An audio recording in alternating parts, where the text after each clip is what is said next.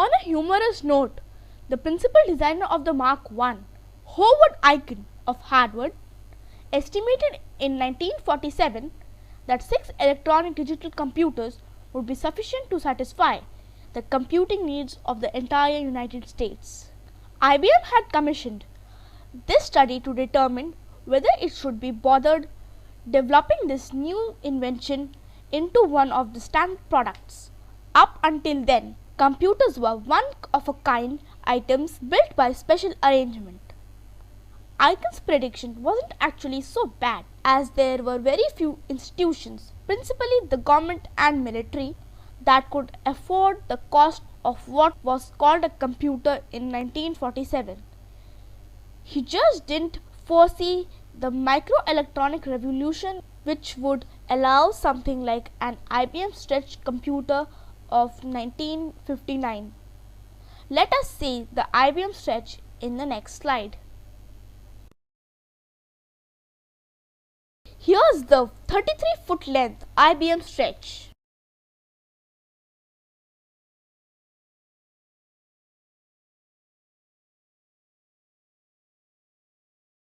This slide shows operator's console of the IBM Stretch.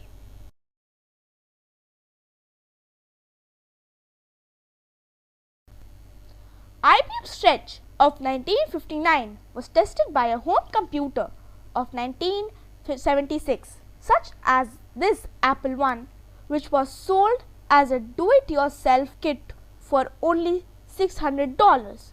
Imagine the change in 17 years.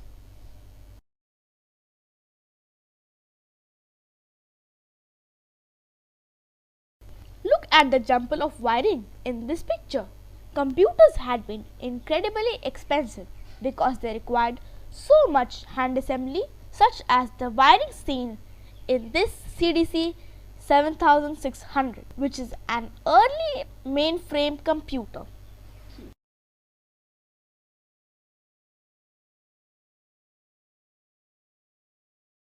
The microelectronics revolution is what allowed the amount of handcrafted wiring seen in the prior photo to be mass produced as an integrated circuit, which is of silicon the size of your thumbnail. The picture on this slide shows an integrated circuit commonly known as the silicon chip photo courtesy of IBM.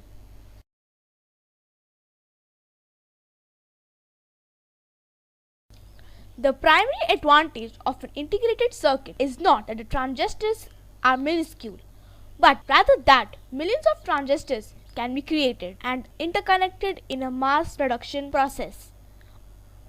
All the elements on the integrated circuit are fabricated simultaneously via a small number of optical masks that define the geometry of each layer.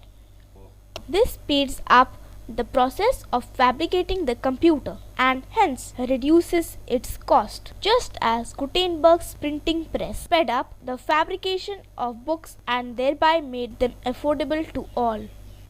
The IBM Stretch computer of 1959 needed its 33 feet length to hold the 150,000 transistors it contained.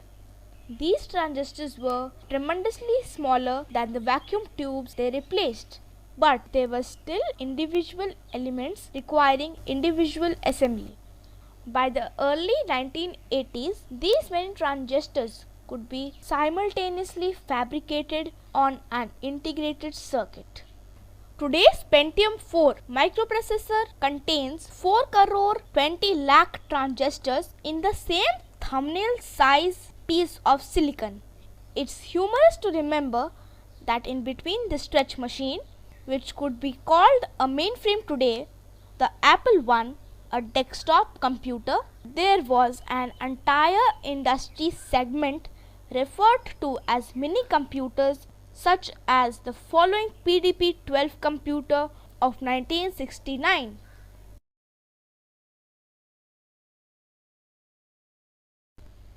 Look at the photograph on the left. This is the DEC PDP-12.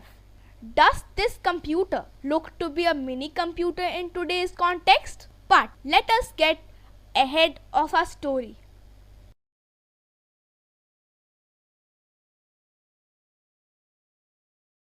one of the earliest attempts to build an all electronic, that is no gears, cams, belts, shafts, etc. digital computer occurred in 1937 by J.V. Atanasoff, a professor of physics and mathematics at Iowa State University. By 1941, he and his graduate student Clifford Berry had succeeded in building a machine that could solve 29 simultaneous equations with 29 unknowns. This machine was the first to store data as a charge on a capacitor, which is how today's computers store information in their main memory, DRAM or dynamic RAM. As far as its inventors were aware, it was also the first to employ binary arithmetic. However, the machine was not programmable. It lacked a conditional branch. Its design was appropriate for only one type of mathematical problem, and it was not further pursued after World War II. Its inventors did not even bother to preserve the machine, and it was dismantled by those who moved into the room where it lay abandoned.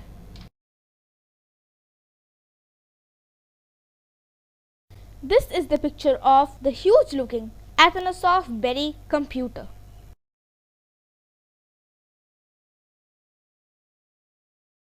Another candidate for granddaddy of the modern computer was Colossus, built during World War II by Britain for the purpose of breaking the cryptographic codes used by Germany. Britain led the world in designing and building electronic machines dedicated to code breaking and was routinely able to read coded Germany radio transmissions. But Colossus was definitely not a general purpose reprogrammable machine. Note the presence of police in the two photos of Colossus below.